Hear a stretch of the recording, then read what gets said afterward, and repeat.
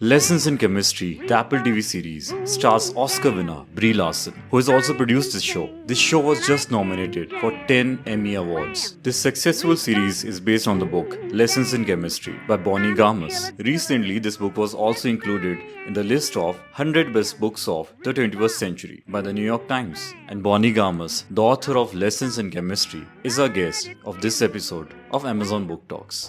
Bonnie, congratulations for this book and it's a huge success, and welcome to Amazon Book Talks. Thank you. Writing your first book is always a challenge for any writer.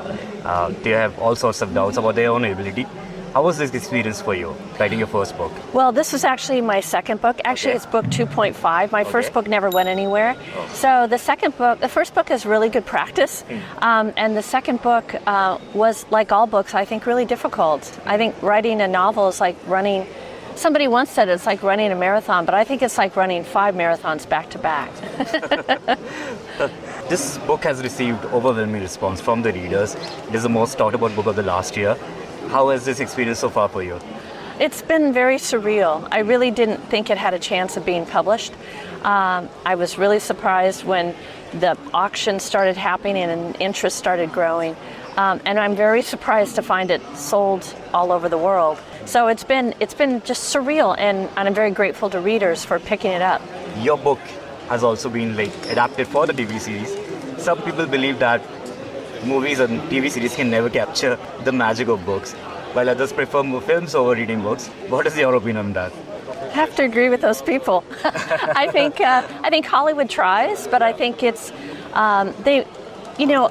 there's one writer writing a book, and in Hollywood there are 5,000 people with 5,000 opinions coming together to create a series, and sometimes it just becomes, it's too many cooks in a pot, and I think it can lose some valuable threads of the book. That's true. Yeah. I hope more people will pick up the book more than the movie. It's quite different from the series, yeah. That's true. A lot of writers are inspired by other writers. They have been inspired by the books. Were there any influences for you?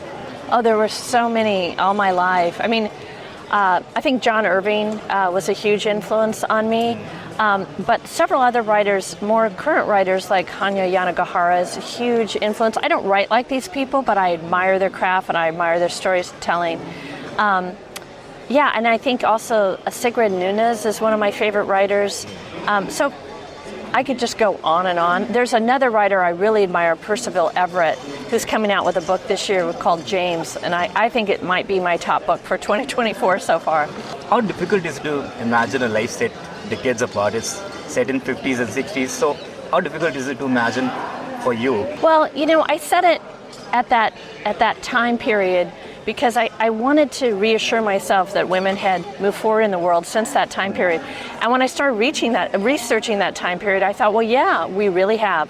But as I got further into it, I thought, no, we really haven't. And that's really the mirror of the book. How different are we from the 50s to the 2020s? It's been a wake-up call, I think, for a lot of people, a lot of women. Were the characters actually inspired from true life, the real life? No, only the dog. The dog was from real life. That was my dog, Friday.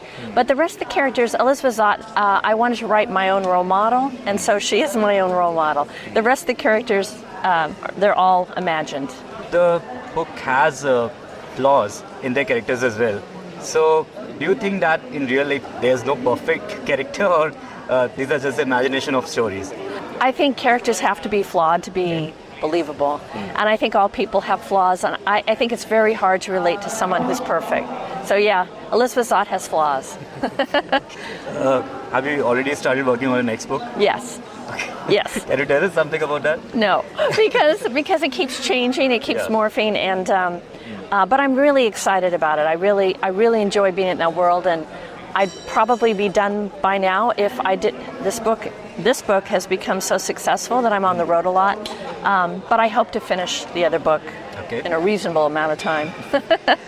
Our viewers would like to know, what are your favorite genres in reading, in books?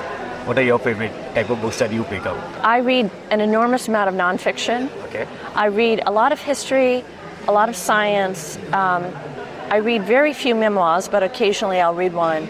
And then I read literary fiction is my favorite genre. I follow reviews. I don't read my own reviews, but I follow other reviews. I look at the Amazon reviews to try to figure out what I want to read. And it's really helpful. It's really great to have that resource. Now, you have a previous career in publishing industry. How was this experience helpful in writing your own book? Well, I was a copywriter and creative director. Copywriters slave over 50 words. Novelists slave over 100,000 words. It's exactly the same job, except the novel is much longer. Yeah. So I've been practicing writing craft for a long time, and it really served me well, I think. Okay. What was the last thing that you bought from Amazon? Oh, I just bought a book on Kindle. Hold on, now I'm always buying books, so now I've got to remember what I bought. Now I can't remember. I'm so embarrassed. It's a science book. Okay. Why can't I think? I'm so sorry. I can't think of it. Okay, not a problem. So at Amazon, we have a campaign called Gift a Book, which talks about the culture of reading. Yeah. Now, books are a gift that keeps on giving. And we asked Bonnie Garmus to recommend 3 books that she would want to give to her loved ones. I would give. I love Ed Young's book, An Immense World. I highly recommend that for anyone who doubts that a dog can think. Okay. An old book from the past that actually I downloaded from Amazon just to reread it because I don't have a hardback in London, was Cider House Rules by John Irving. And I guess the third book that I talked about before, Percival Everett's new book, when that comes out, I would suggest everyone buy it. It's called James, and it's a retelling of the Huckleberry Finn tale from the black person's point of view. It is oddly hilarious, but so important and so strong, so well written. That were great recommendations.